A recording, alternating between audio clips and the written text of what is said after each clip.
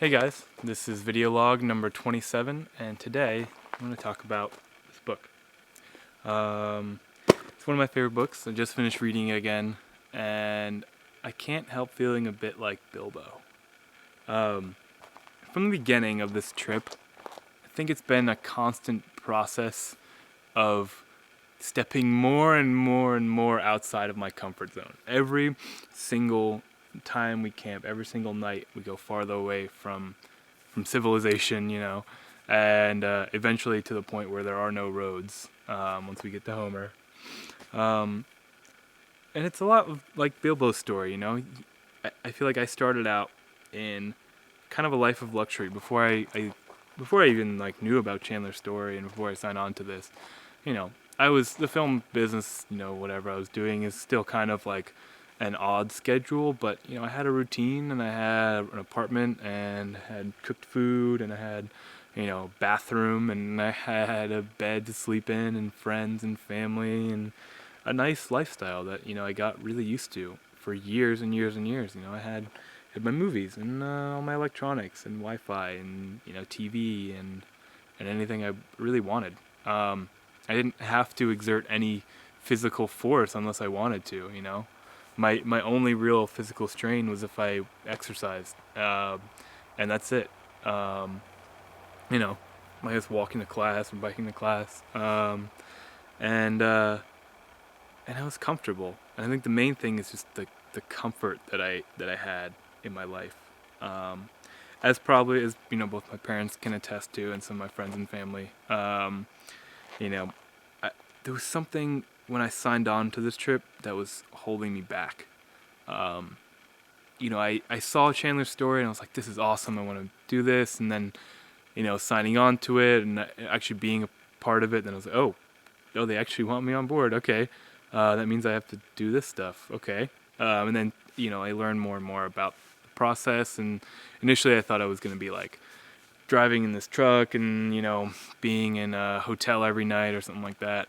And then they told me more and more about it. And then especially learning about Luke's injury and people that have gotten really hurt on this trip and all the dangers that can go into. We're sleeping, you know, in bear country. We've seen all this wildlife, and he's biking next to 18-wheelers every day, and like there's so much danger out here. And like I think every day I got closer to flying out to Seattle to meet Chandler, and every day that anxiety grew in me. Like it was I don't know. It was more than just the physical danger. It was like, okay, there's wildlife. I could get injured and get in a car accident. And there's all these things that just like whirling around in my head. But the main thing that kept me back was just my comfort, my lifestyle that I lived and I was so used to for so long. And it wasn't necessarily that I was like, oh darn, I'm not gonna have this stuff.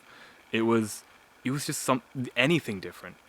It was just having this one life, this one kind of way that I lived, and any kind of change off that path, off that routine that I was in, I couldn't really deal with. I didn't want to deal with. I said like, God, why would I want to go on this trip? Then I have to like change what I'm doing, and like for me before this trip, that was horrifying. That was like I did not want to do that at all. Um, I didn't even think of what I could learn from it. What I could gain from it, and how I could be a better person because of it. And that was always in the back of my mind too. And I think that was sort of pushing me. I didn't really have a Gandalf. Well, I had like my parents that definitely helped me along the way, and some of my friends and family that were like, "Dude, do it. It's gonna be awesome." And something in my mind just saying like, remembering Boy Scout trips and stuff, and saying like, God, and I also sometimes I didn't want to go on those, and then every time I came back, I was so happy I went. Um, and so I got pushed out the door, and first, and I think Chandler kind of broke me in easy too, just like Bilbo staying in these places before his first real dangerous encounter. Um, you know, we stayed in motels, and it was a lot of just learning to just kind of be on my own and fit in this groove of being mobile and stuff.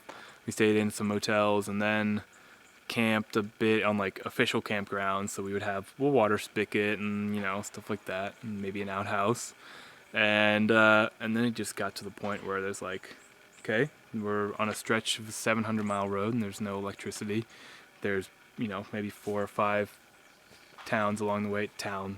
A gas station along the way, and there's nothing out here. And we're gonna camp around the side of the road next to these 18-wheelers and bear country, and every step of the way, it's like me getting a little bit more uncomfortable, but because of that sort of toughening up.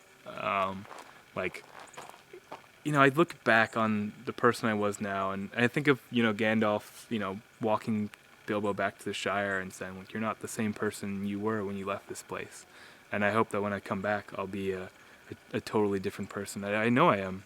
And it's not just the skills that I've learned out here. It's not just, picking up, my camping skills and my, and a lot of video skills and stuff too. Like, not just all this stuff that I've learned, but like a general sort of attitude of like, yes, I can do this.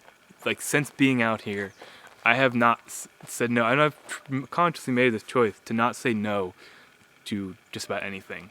We're gonna go and hang out and stay at these Native Americans' houses. That we just met 5 minutes ago. Yeah, let's do it. We're going to gonna go down and sleep next to. We just saw a mother and 2 cub bears, and we're gonna sleep right next to where they live.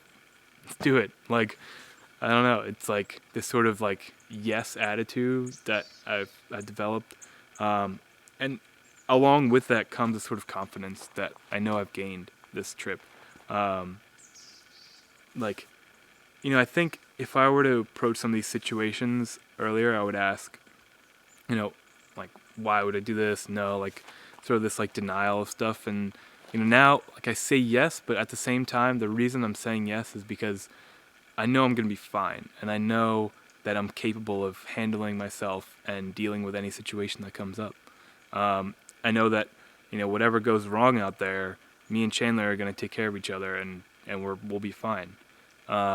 And I hope that that's something that I can bring back. I know it's something I can bring back to the real world, what I call the real world. Back in the Shire, when I get done with this crazy adventure, after seeing bears and wildlife and staying with strangers and getting in horrible situations and getting out of horrible situations, and learning so much and seeing all the country that I never would have seen before if I hadn't, just picked up my stuff and joined the dwarves on their adventure and gone out and seen the world, then I wouldn't have the confidence to just say yes to these things and say, something could go wrong, and something will probably go wrong, and problems could arise, and this could happen, and there's some unknowns too, but I'm gonna be fine, and if that happens, I will deal with it, and I'll take care of it, and I'll take care of myself, and I know with confidence that if a task is given to me, I'm gonna find a way to do it,